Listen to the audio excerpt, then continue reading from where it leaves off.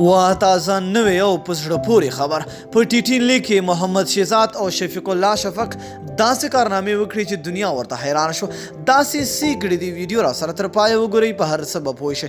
ګرانو زړه ته رانږدې مینهوالو یو ځلې بیا مو په سلامونو هرکلی کوم. په ټي دریم پړاو لیګ کې محمد شهزاد او شفیق الله شفق هم په توپوهنه او هم په وکټ ساتنه کې ښه وځلېدل.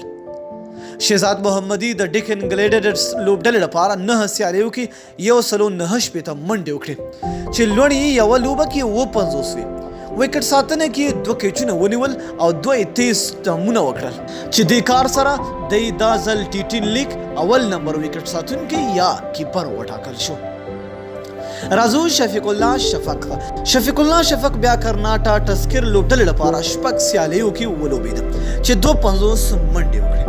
لوړې یوه لوبه کې 40 شوې. په وکټ ساتنه کې 2 کیچونه ونیول او یو یې سټمپ وکړ.